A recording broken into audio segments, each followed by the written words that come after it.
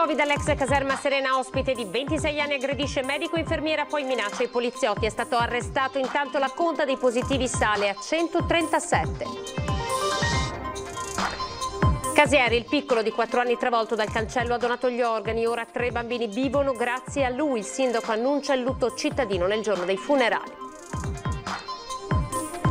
Non ce l'ha fatta l'escursionista di 61 anni di San Vendemmiano, gravissimo. Dopo essere scivolato e caduto per 200 metri a Cimolais, è morto poche ore dopo l'arrivo in ospedale.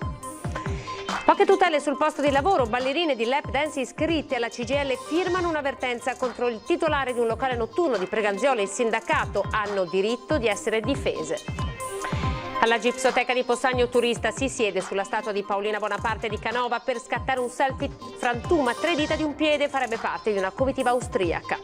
Picco del caldo nella Marca, anche a causa delle alte temperature. In pochi hanno approfittato dell'avvio dei saldi di 1 di agosto, complici anche le promozioni già anticipate. Raduno a porte chiuse per il Treviso Basket a causa del Covid. La squadra del coach Menetti si è radunata a Biancade prima di partire per il ritiro a Caorle. Buonasera, ben ritrovati. L'informazione trevigiana che in apertura vede ancora una volta la conta dei contagi da coronavirus. Allora andiamo subito a vedere insieme la tabella per capire quali sono i movimenti del virus nella Marca trevigiana. In Veneto intanto stasera altri 24 positivi al Covid che fanno salire a 52 il numero complessivo di contagiati nella regione nelle ultime 24 ore. 12 nel Padovano, 17 nella Marca, 16 nel Veneziano, 2 in provincia di Verona e 1 a Vicenza. Non si registrano nuovi decessi, con un totale complessivo di 2.075 persone decedute dall'inizio dell'epidemia. Stabile anche il numero dei ricoverati negli ospedali del Veneto, 20 nei reparti, 7 in terapia intensiva.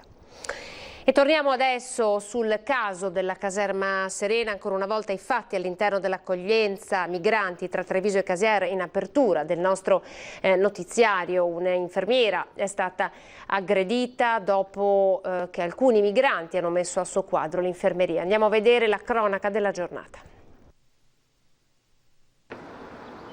Nuova violenza all'interno della caserma Serena. Questa mattina sono dovuti entrare gli agenti della Celere per bloccare un 26enne dal Gambia, tra l'altro negativo al test, che ha aggredito un medico e un'infermiera dopo aver sfasciato un computer, una stampante e altro materiale sanitario.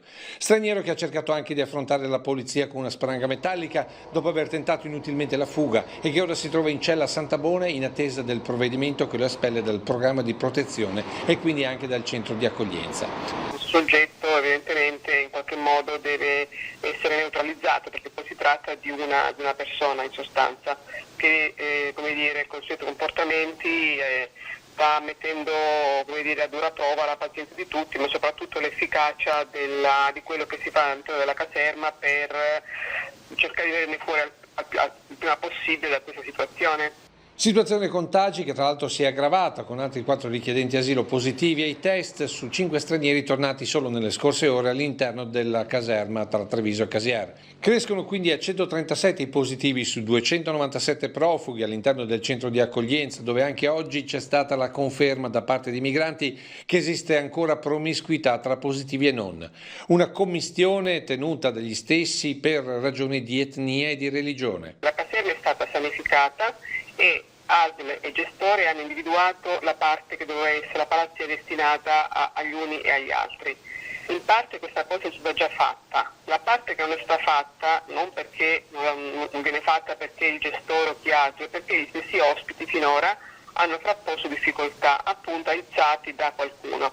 Si sta cercando di intervenire proprio per questo, perché altrimenti non capiscono tra l'altro che il problema è loro, perché si prolungherebbero i tempi delle quarantene e delle uscite. Motivazioni che lunedì mattina il direttore generale dell'ULSS cercherà di spiegare direttamente ai migranti. Abbiamo intenzione lo dicevo anche Sua Eccellenza il Prefetto, di fare tamponi ogni 7 giorni per monitorare la situazione. Credo che se sarò autorizzato con i miei entrerò anch'io, perché voglio rendermi conto un po' di questa di questa situazione. Direttore che probabilmente incontrerà anche alcuni cittadini che vivono da 5 lunghi anni questa difficile vicinanza. Siamo molto preoccupati perché è vero che la Serena è di là della strada, ma le finestre sono aperte, loro si affacciano alla finestra, sono qua e noi come possiamo capire che il virus rimane di là e non conosca i confini? Ed ora c'è un altro fronte, quello dei datori di lavoro di questi migranti. A loro arriva l'appello del segretario della CGIL: fatevi avanti, anche se i lavoratori non avevano un regolare contratto. Covid tra i migranti all'ex caserma Serena, l'ULSS al lavoro per cercare di capire l'origine del contagio. Tra le ipotesi appare probabile che il virus sia entrato nel centro d'accoglienza dall'esterno, forse portato da uno dei migranti che lavorano in diverse aziende della zona. E proprio su questo aspetto si concentrano le preoccupazioni della CGIL di Treviso, che ha fatto presente come già in passato siano stati riscontrati diversi casi di lavoro nero tra i migranti. Pertanto presumiamo che ce ne siano ancora qualcuno e anche proprio per questo siamo preoccupati per quanto riguarda la filiera del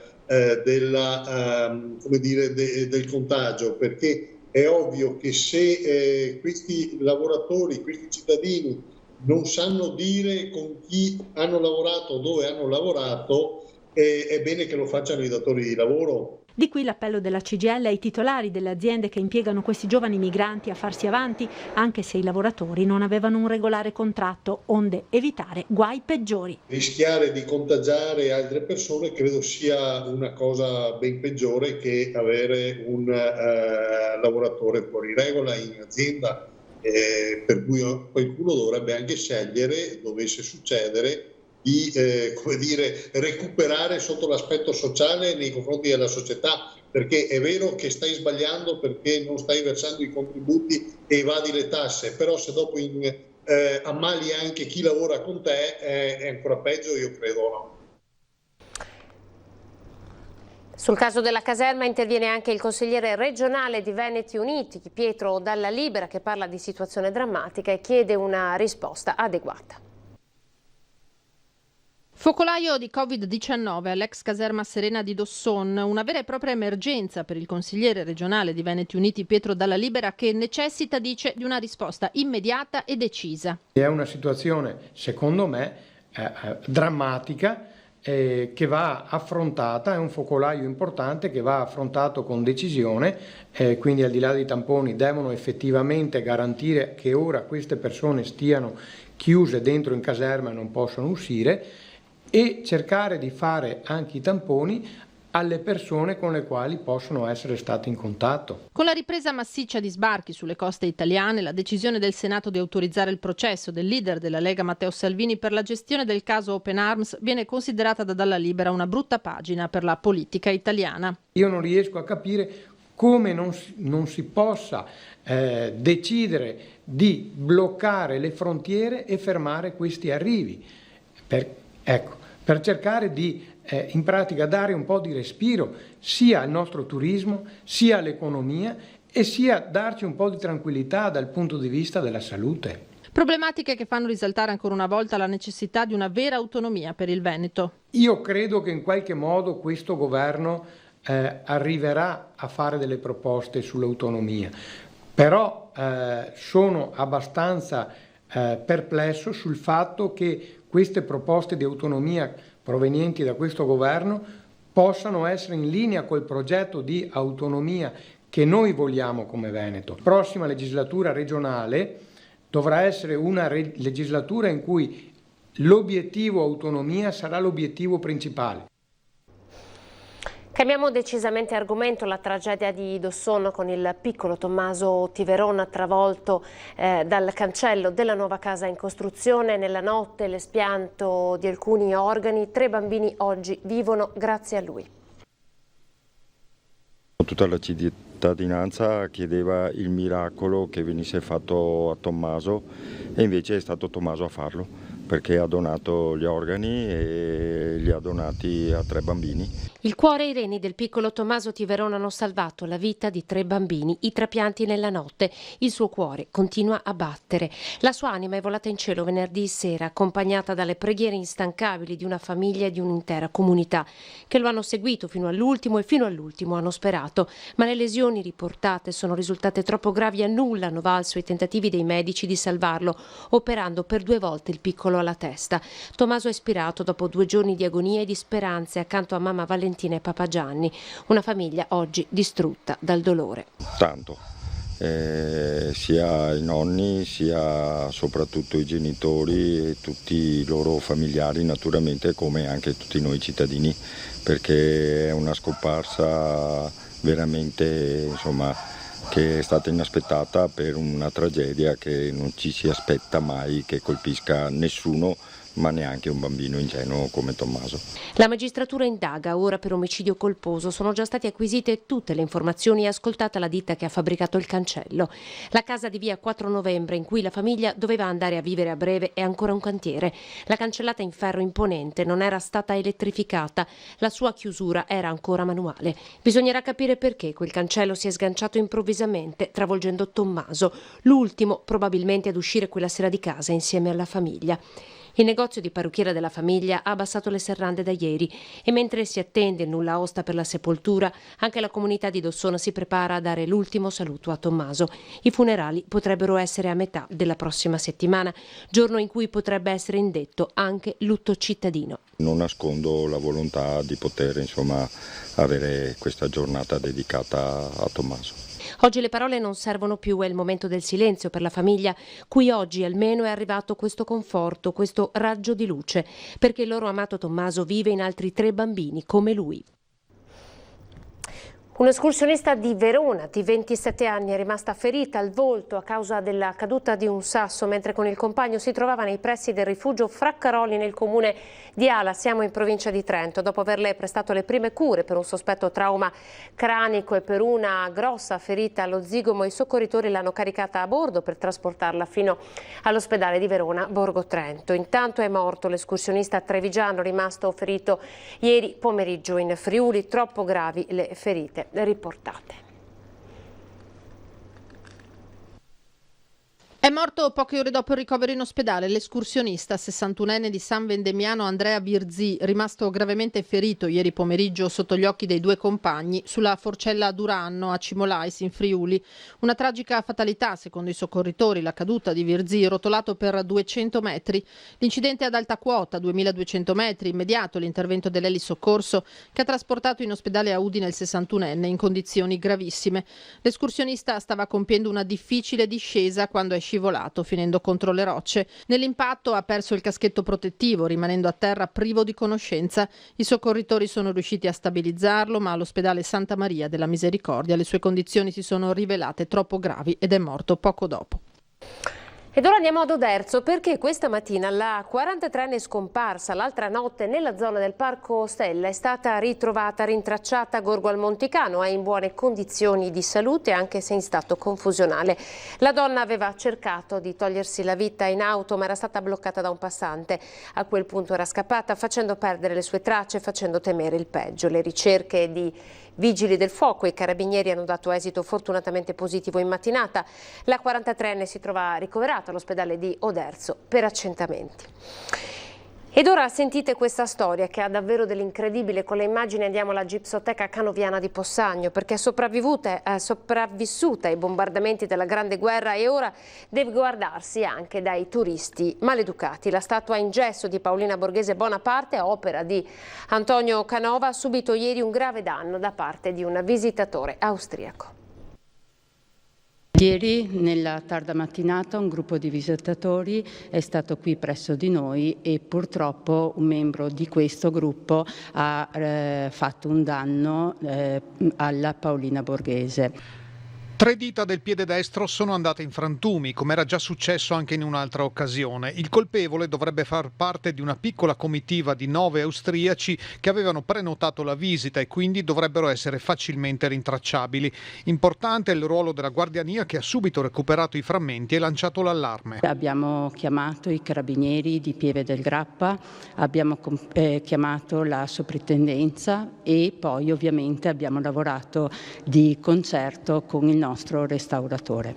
I tempi del restauro non sono ancora stimabili, ma è importante ricordare la fragilità di luoghi come questo. Noi qui ci troviamo in uno dei musei più fragili al mondo. È una gipsoteca, quindi una raccolta di gessi, e quindi i visitatori, fruendo delle opere, devono comunque prestare la massima attenzione e devono tenere le distanze di sicurezza. Ai visitatori viene chiesto di portare lo zaino davanti al torace e l'auspicio è che si possa individuare al più presto il colpevole. La speranza è proprio questa. Abbiamo ovviamente fornito ai carabinieri tutte le informazioni in nostro possesso, più il filmato che lo riprendeva durante appunto il danno. Quindi tutti i dati necessari sono in mano dei carabinieri, loro stanno conducendo le loro indagini, quindi la speranza è che il responsabile venga individuato, nome e cognome, e che abbia appunto che paghi i danni causati all'opera.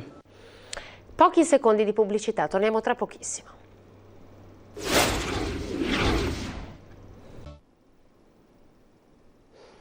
Vertenza sindacale insolita, quella che sta gestendo la CGIL di Treviso, e cui si sono rivolte alcune ballerine di lap dance di un noto locale di Preganziola per avere delle tutele. Pare che le loro condizioni contrattuali non fossero così chiare. Le ragazze che rappresentiamo noi sono tutte ragazze straniere o italiane in regola col permesso di soggiorno, che avevano un rapporto di lavoro che però appunto probabilmente molto spesso era un po' nebuloso, ecco. Anche le ballerine di lap dance protagoniste di una vera e propria contrattazione insieme al sindacato con il titolare, in questo caso un noto locale notturno di Preganziol. Le ragazze, che si erano avvicinate al sindacato ben prima del Covid, hanno avuto la necessità di far sentire ora la loro voce proprio perché, a causa dell'emergenza sanitaria, il locale in cui lavoravano ha chiuso, lasciandole con una manciata di briciole in mano. E attualmente il locale, che era molto famoso negli anni scorsi, è totalmente chiuso e le ragazze sono andate tutte in disoccupazione per non essere possibile nemmeno fare la cassa integrazione, e ora le rappresentiamo per cercare di fargli riottenere i soldi che avanzano, regolarizzare le loro situazioni sui contributi e quant'altro.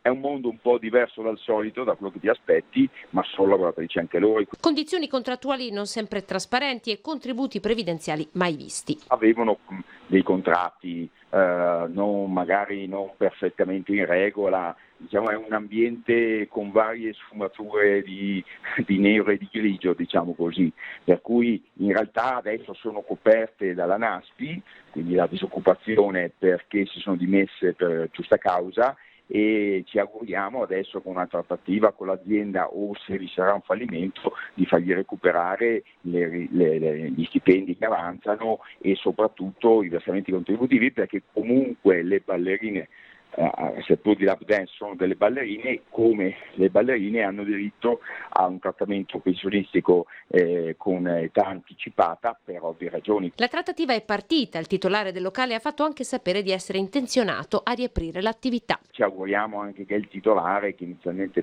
sembrava che volesse chiudere del tutto, adesso dice di voler trovare un accordo per riprendere l'attività, noi ci auguriamo che sia nelle condizioni di farlo. Andiamo ora a Loria, dove nella notte i malviventi hanno fatto esplodere il postamat, sono riusciti a portare via tutto il denaro. Loria, un boato nella notte, paura alle 3:30 per i residenti di via Pinarello, svegliati da una violenta esplosione che ha fatto scoppiare il postamat del locale ufficio postale. I soliti ignoti hanno fatto saltare in aria la cassa, riuscendo a rubare tutto il denaro contenuto, un bottino ancora in via di quantificazione. In una manciata di minuti sono riusciti ad arraffare il denaro e scappare, facendo perdere le loro tracce. L'edificio fortunatamente non ha subito danneggiamenti ed è rimasto agibile. Sul posto i carabinieri, al vaglio degli inquirenti le immagini delle telecamere di videosorveglianza che potrebbero venire in loro aiuto per risalire ai malviventi. Brillante operazione antidroga dei carabinieri, 2 arresti in flagranza, numerose segnalazioni a seguito di serrate indagini e perquisizioni. Si chiama Good Guys, l'operazione iniziata a marzo di quest'anno dai carabinieri della compagnia di Bassano, che hanno stretto il cerchio in quella che è in realtà una lunga serie di brillanti operazioni iniziate ancora lo scorso anno, atte alla lotta agli stupefacenti. Prime ore dell'alba di giovedì 30 luglio e venerdì 31, Norma di Bassano, con l'impiego di una 60 di militari dell'Arma, del Comando Provinciale di Vicenza, all'ausilio delle unità cinofile e della Polizia Locale di Thiene, Caorle e del Comando Provinciale della Guardia di Finanza di Vicenza. 19 perquisizioni personali e locali a Bassano, Tezze sul Brenta, Romano de Zelino, Pieve del Grappa e San Zenone degli Ezzelini. Ad ulteriore conferma della attività minuziosa che è stata condotta nel tempo, abbiamo arrestato 2 ragazzi, uno dei quali a casa aveva una vera e propria serra perfettamente funzionante, l'altro invece aveva oltre 600 grammi della stessa sostanza, quindi di marijuana parliamo, già essiccata e suddivisa in dosi. 14 piante di marijuana, per la precisione, in piena infiorescenza, oltre a materiale atto al confezionamento, 850 euro in contanti, provento dispaccio. Per lo stesso reato, deferiti in stato di libertà un 22enne di San Zenone, trovato in possesso di 60 grammi di marijuana, oltre a 3 giovani bassanesi segnalati come assuntori.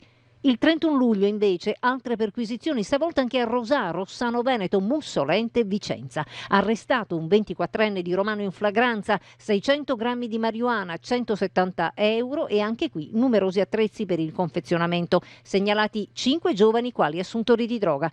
In totale, dal marzo del 2019, come messo in evidenza dal tenente colonnello Alessandro Giuliani, comandante del reparto operativo provinciale dei Carabinieri, sono 9 gli arresti, 10 i deferiti in stato di libertà, 20 i segnalati come assuntori, oltre 16.000 il denaro sequestrato e droga, quasi 4 kg, che spazia dall'hashish alla cocaina, chetamina, funghi allucinogeni. Ora andiamo a Lauria, dove nella notte i malviventi hanno fatto esplodere, no scusate, questo è un servizio che abbiamo già dato, lo spaccio di cocaina tra Treviso e Quinto. Sono stati arrestati 2 nigeriani. Un viavai sospetto nella zona dei Mulini, un lungo lavoro d'indagine, ieri all'alba i 2 arresti. I carabinieri della compagnia di Treviso hanno stretto le manette ai polsi di 2 nigeriani, un 34enne e un 24enne, denunciando a piede libero un terzo uomo, un 22enne. Sono accusati di aver creato una fitta rete di spaccio tra Treviso e Quinto, come dimostra la quantità di stupefacente sequestrata. Circa 70 grammi di cocaina, sostanza da taglio e ben 7.700 euro in contanti, ritenuti parte degli incassi dello smercio illecito. 20 i militari in campo per le perquisizioni, più un'unità cinofila. Indagine è partita dalle segnalazioni di alcuni cittadini che hanno messo sulla giusta strada i militari di Zero Branco. Troppi i movimenti nell'area dei Mulini, dove agiva l'organizzazione considerata ben rodata. Gli spacciatori erano così efficienti da dividere le dosi di cocaina in confezioni con etichette colorate che stavano a indicarne il peso. Nulla veniva lasciato al caso finché quella macchina, fin troppo efficiente, non ha insospettito i residenti, che si sono rivolti alle forze dell'ordine. Ed ora uno spazio per fare una doverosa rettifica per alcune dichiarazioni nel servizio della morte del piccolo Tommaso Tiveron, perché appunto nel corso del servizio è stato detto che la casa era un cantiere, invece la famiglia ci ha fatto sapere che aveva l'agibilità, che il cantiere era stato chiuso e dunque avevano la possibilità di poter entrare in casa proprio perché il cantiere era chiuso. Dunque c'era tutta l'agibilità per quanto riguarda la possibilità di entrarvi. Doverosa rettifica rispetto alle dichiarazioni che sono state fatte nel servizio. Ed ora voltiamo pagina, caldo record nella Marca trevigiana, difficile proteggersi. Andiamo a vedere come hanno reagito i cittadini che comunque non hanno rinunciato ad arrivare in centro storico. Penso sia abbastanza evidente il calore. Come ci si difende? Non uscendo a quest'ora, penso, è l'unica cosa che posso consigliare in questo momento. Avete messo la crema solare, per esempio? Sì, io ce l'ho nello zaino. Il giorno più caldo e tanta voglia di scappare dalla città. Tra la musica all'ombra di Porta San Tommaso, L'avevamo visto infatti sotto il sole vicino a una chiesa, ho detto poveri si sono trasferiti, sta facendo caldo, tanto caldo, io non sono abituata, io sono di giù e qui fa più caldo perché c'è più umido. E un buon bicchiere di vino bianco fresco. Al 1 agosto bere un uovo e un bicchiere di vino. Ti fanno passare tutti i dolori, tutte le malattie dell'anno. Anche il mal di caldo? Quello non lo so, non credo. Però col goto del vin bianco passa tutto. Abbigliamento rigorosamente estivo, canotta e pantaloncini, la camicia rimane per i più coraggiosi. Il mio abbigliamento è casual, estivo. Eppure, nonostante la calura, in tanti in questo sabato mattina non hanno voluto rinunciare al mercato e al centro storico. È pesantissimo, però andiamo a casa presto, andiamo in piscina, così siamo a posto, risolviamo le fatiche della mattina. C'è stata gente oggi con questo caldo? Pensavo meno, qualcosina abbiamo fatto, dai, anche oggi ci siamo salvati. Non le fa venire voglia questo caldo di scappare dalla città? Ma sicuramente resta comunque il fatto che per andare dove? Ieri al mare c'era un'atmosfera irrespirabile, esageratamente caldo, quindi tutto sommato forse si sta meglio qua. Fotografia di una Treviso di piena estate, fontane, rivoli d'acqua e l'ombra di un platano alla ricerca di un po' di fresco, con le gelaterie prese d'assalto e l'immancabile bottiglia d'acqua appresso. Sta facendo dissettare anche il cane? Certo, ci mancherebbe altro, fa caldo, quindi ovviamente soffrono anche loro, quindi bisogna farlo molto spesso. L'ha bagnato un po', vedo che è... Sì, prima le abbiamo trovato la fontana, quindi cerco un attimino di bagnarlo anche sì, per starlo a fare fresco. Saldi al via dopo un mese di vendite promozionali, non tanta gente all'interno dei negozi, probabilmente anche a causa del caldo. 135 euro a famiglia, 58 a persona è la stima degli uffici di Confcommercio sulla spesa prevista per i saldi 2020, inediti perché posticipati di un mese rispetto alle date degli anni scorsi, anticipati di un mese dalle vendite promozionali. Gli sconti dunque erano già iniziati. Conegliano a metà mattina si presentava così, negozi non affollati complice il caldo. C'è meno movimento degli anni scorsi secondo lei? Molto meno, sì. Pensavo di vedere molto più gente. Mi sembra che i negozi siano un po' sul deserto. Per quale motivo secondo lei? Ma perché la gente ha pochi soldi, secondo me, anche per i saldi, quindi si sfrutta i vestiti che ha già agosto, poi settembre ricomincia l'autunno, quindi forse ce la può anche fare, preferisce tenere qualche... non si sa mai. Se serve si prende, dobbiamo far andare avanti le... Cosa? Cosa Paola? Economia, ecco. Veramente non sapevo ci fossero i saldi, faccio una passeggiata, ho approfittato visto che ci sono, mi sembra siamo partiti da poco. Abbiamo approfittato, ci sono ottimi prezzi. A Treviso i saldi hanno fatto invece concorrenza al mercato cittadino. Noi i prezzi ce li abbiamo già di bassi tutto l'anno, quindi qualcosina sì perché siamo a fine serie, ma oltre a un certo prezzo, insomma siamo già a prezzi bassi. Voi avete visto meno gente oggi che ci sono i saldi? Meno gente, molta meno gente. Non saprei davvero dire se si sono abbassati realmente o sono saldi un po' così. Cosa comprerai? Costumi, costumi per andare pronta. Tu cosa comprerai? Bah, un po' di magliette, quello che manca nel guardaroba. Ho di tutto perché sono datata. Ho tanto vintage dentro gli armadi, per cui se mi colpisce una cosa la prendo, a prescindere e soprattutto la taglia, perché quella è essenziale, perché nei saldi trovi le taglie, quello che rimane, insomma. Rimangono per Guido Pomini, presidente di Federmoda, un'opportunità per i commercianti provati dai 68 giorni di chiusura e da una stagione che ha messo a dura prova l'intero comparto. Il raduno a porte chiuse del Treviso Basket, la squadra di coach Manetti si è radunata a Biancade prima dello storico ritiro a Caorle.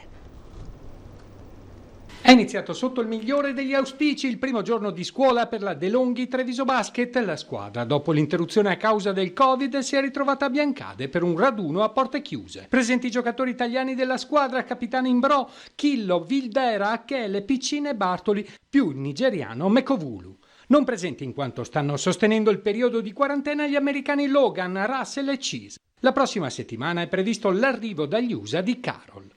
Lunedì la squadra, dopo i primi 2 giorni di lavoro individuali a Treviso, partirà per il ritiro a Caorle. Gli uomini di coach Menetti, dopo questa grande pausa, sono pronti a dare il massimo. Si ricomincia da una città che ha grande voglia di pallacanestro e da un gruppo di giocatori, di staff che non vedono l'ora di ritornare a fare il proprio lavoro. Quindi, al di là di quelle che saranno le indicazioni che ci daranno, oggi iniziamo a lavorare per già i primi impegni ufficiali che saranno con la Supercoppa, e dopodiché invece a fine settembre con il campionato. Era ora, diciamo. Siamo in anticipo sulle scuole nazionali, ma la voglia di esserci era tanta, con le limitazioni che dovremo ovviamente osservare e con rispetto chiaramente alle norme da osservare. Sarà finalmente un modo di vedere assieme questo fantastico puzzle, almeno fantastico per noi, che abbiamo costruito nei mesi della pandemia. Sì, siamo pronti, oggi abbiamo iniziato a fare i primi test, giustamente non vediamo l'ora di andare in palestra e poter fare quello che è stato sospeso a marzo.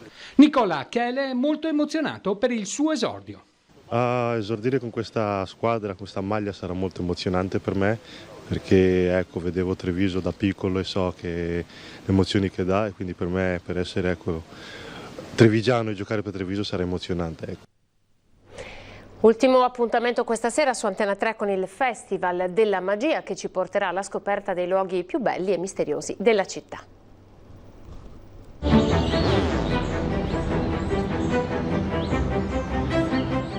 The Magic Side of Treviso, ultimo appuntamento con il Festival di Arte Magica che torna stasera dalle 21:15 su Antenna 3 con l'ultimo spettacolo della rassegna dedicata alla magia, al benessere e alla scoperta dei luoghi più belli e misteriosi della città.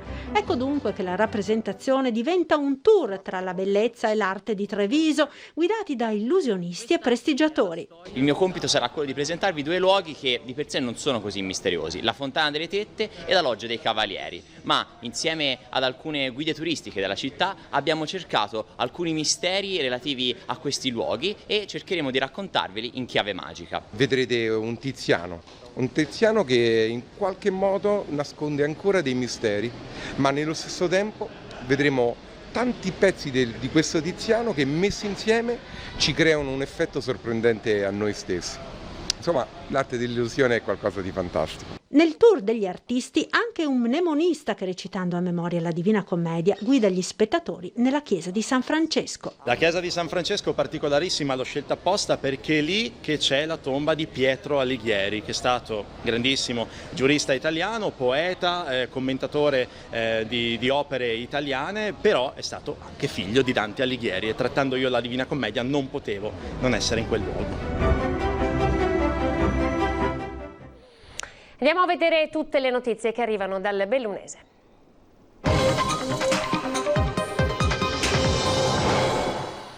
Primo weekend di agosto in coda per i turisti sulle principali direttrici della provincia di Belluno, la 51 a Lemagna, le sue diramazioni, la 203 a Gordina. Il clou e i maggiori disagi questa mattina, quando tra l'uscita della A27 e Pian di Vedoie e Castellavazzo si è formato un lunghissimo serpentone d'auto che si è mosso a passo d'uomo.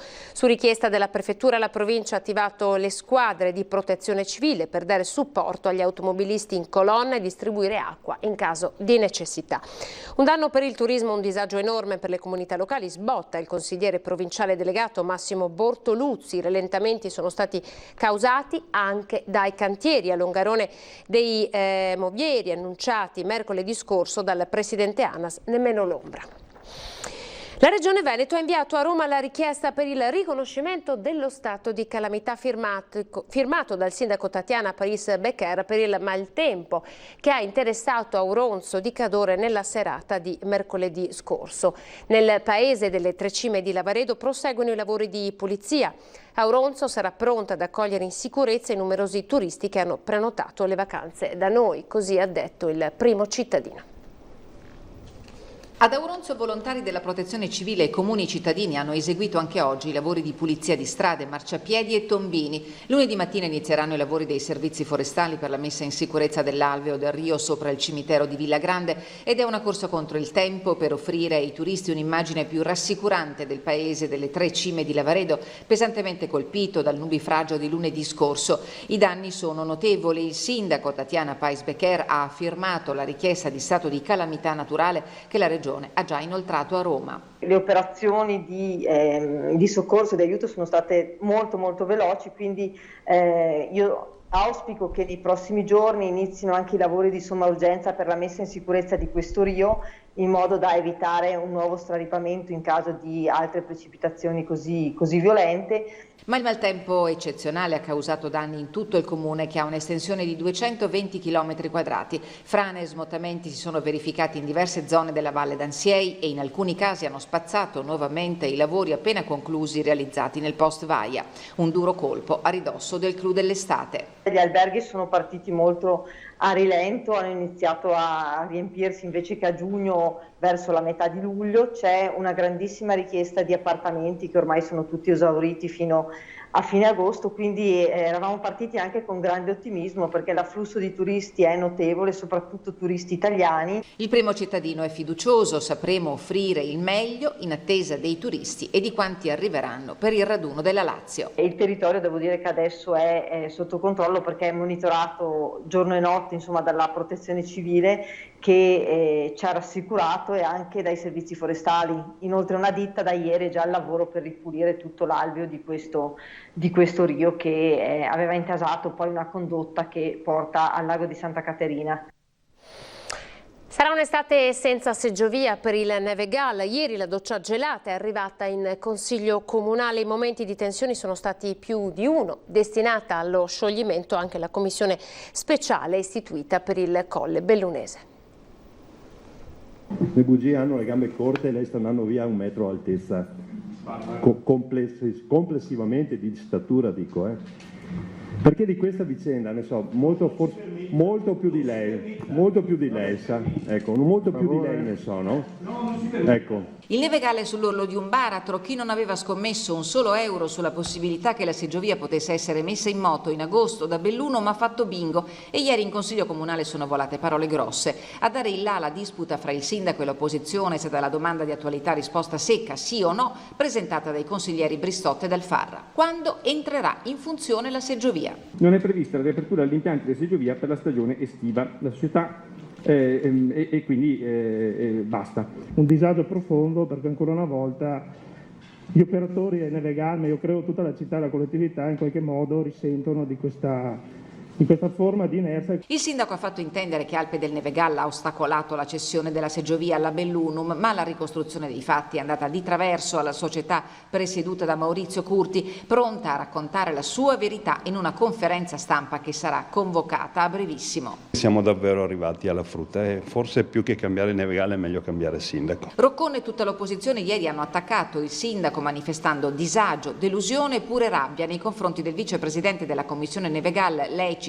che ha accusato la minoranza di non avere proposto alcunché. E quando è stata l'ora della surroga della presidente della commissione speciale sul Nevegal, la dimissionaria Filippin, Roccone e Pingitore hanno rassegnato le proprie dimissioni e la scelta dell'opposizione è stata quella di non votare. Noi abbiamo tentato di portare in tutti i modi le questioni sul tavolo, chiamando il sindaco 4-5 volte a discutere delle cose che noi chiedevamo a questo sindaco, no? Che davanti a noi diceva delle cose scritte anche a verbale e poi il giorno dopo faceva l'esatto opposto. L'inverno io lo vedo nera, insomma, nel senso non la pista, ma veramente nera la situazione. Se non c'è volontà di fare, non ci siamo.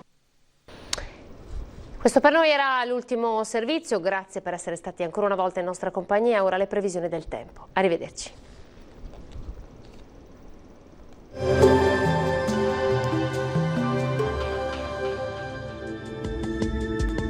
Bentrovati al meteo. Anticiclone africano al capolinea. Nella giornata di domenica 2 agosto cambia il tempo. Il dettaglio con l'aiuto della nostra grafica.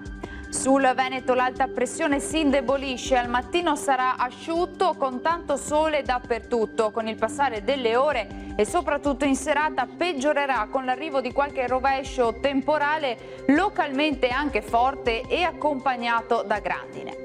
Vediamo anche le temperature che risulteranno essere in lieve calo, minime tra i 17 e i 23 gradi, valori massimi invece tra 27 e 34 gradi all'incirca.